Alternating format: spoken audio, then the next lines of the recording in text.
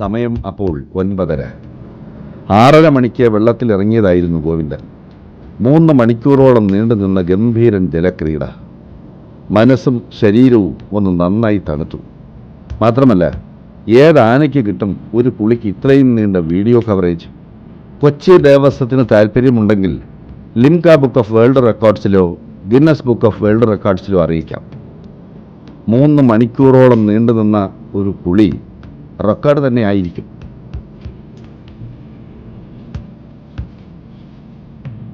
രവിപുരം ഗോവിന്ദൻ്റെ ജന്മദേശം ബീഹാറാണ്. തൃശ്ശൂരിലെ പ്രമുഖ ആനക്കമ്പക്കാരായ നാണു എഴുത്തച്ഛൻ ഗ്രൂപ്പിലെ കൃഷ്ണകുമാറാണ് ഇവനെ ബീഹാറിൽ നിന്നും കൊണ്ടുവരുന്നത്. രൂപം കൊണ്ട് അത്രയൊന്നും ആനക്കമ്പക്കാരെ രവിപുരം ഗോവിന്ദൻ തന്നിലേക്ക് ആകർഷിപ്പിക്കാറില്ലെങ്കിലും ഇത്തരം ചില പരിപാടികളിലൂടെ ആ കുറവ് നികത്തുകയാണ് പതിവ്. ഗജരാജനും ഗജകേസരിയും ഗജശ്രേഷ്ഠനും ഒന്നും ആയില്ലെങ്കിലും തന്നെപ്പോലുള്ളവർക്ക് മറ്റുള്ള കില്ലാടികൾക്കിടയിൽ പിടിച്ചു നിൽക്കാൻ ഇത്തരം ചില നമ്പറുകൾ വേണമെന്നാണ് ഗോവിന്ദൻ്റെ അഭിപ്രായം. 9 അടി ഉയരമുണ്ട് ഗോവിന്ദന്. കാഴ്ചയിൽ ആരും കയ്യിലിരിപ്പ് ഇങ്ങനെയൊക്കെയാണെന്ന് മനസ്സിലാക്കില്ല. അതാണല്ലോ വിജയം. അല്ലെങ്കിൽ തന്നെ ഒരു ഓളം ഉണ്ടാക്കി നടക്കുന്നവരെ കൊണ്ട് എന്താണ് പ്രയോജനം? നാണു എഴുത്തച്ഛൻ ഗ്രൂപ്പിലെ കൃഷ്ണകുമാർ ഇവനെ കുറച്ചു കാലം പരിചരിച്ച ശേഷം കൈമാറ്റം ചെയ്തു. തൃശ്ശൂരിലെ പലരും തങ്ങളുടെ സംരക്ഷണയിൽ ഗോവിന്ദനെ നിർത്തിയിട്ടുണ്ട്.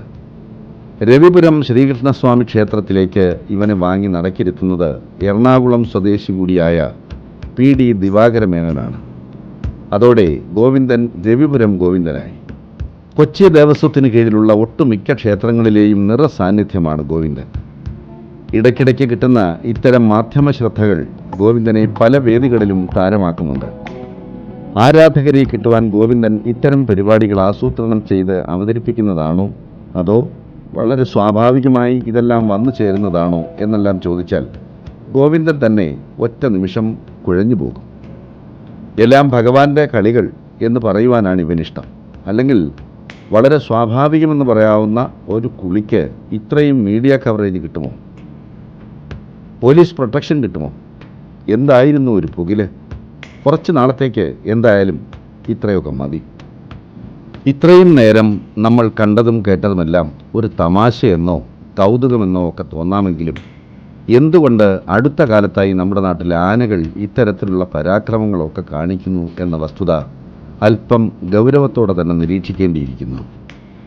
എന്തുകൊണ്ടാണ് ആനകൾ ഇങ്ങനെ അസ്വാഭാവികമായെല്ലാം പെരുമാറുന്നത്?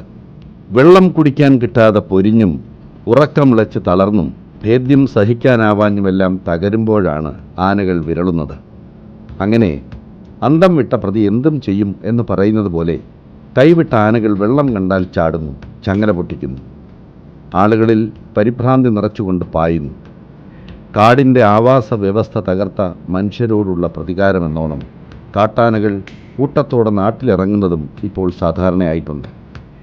വിളകൾ നശിപ്പിച്ചും മനുഷ്യരെ വകവരുത്തിയും അവ പ്രതികാരം തീർക്കുന്നു. വൈദ്യുത വേലിയും പടക്കവും മുളക് പുരട്ടിയ വടം കൊണ്ടുള്ള മറയും ഒന്നും ഇവർക്ക് മുന്നിൽ ഏശുന്നില്ല. ആനകളുടെ മതപ്പാട് കാലം വളരെ ശ്രദ്ധയോടെ തന്നെ കാണണം. അങ്ങനെ ഒരു ഗൗരവം ആ വിഷയത്തിന് നൽകാമെന്ന് കരുതി മാതംഗ ലീലക്കാരൻ വലിയൊരു അധ്യായം തന്നെ അതിനായി മാറ്റിവെച്ചിരിക്കുന്നു കൃതിയിൽ. രവിപുരം ഗോവിന്ദൻ്റെ മതപ്പാട് കാലം കഴിഞ്ഞിട്ട് ദിവസങ്ങളാകുന്നതേ ഉള്ളൂ. ഈ പ്രവൃത്തിയിലെല്ലാം മതപ്പാടിൻ്റെ ഒരു ഹാങ് ഓവർ കാണാം. അല്പം കൂടി ഇവന് വിശ്രമം കിട്ടട്ടെ. ഉത്സാഹിയായ ഇവൻ പിന്നെ എന്ത് പണിയുമെടുക്കും. ഷുവർ, വൻ അത്യാഹിതങ്ങൾ വിളിച്ചു വരുത്തുന്നത് നമ്മൾ മനുഷ്യർ തന്നെയാണ്. രവിപുരം ഗോവിന്ദൻ ഒന്നുകൂടെ തണുക്കട്ടെ. ഇവന് വിശ്രമം നേർന്നുകൊണ്ട് അടുത്തയാഴ്ച വീണ്ടും കാണാം. നന്ദി, നമസ്കാരം.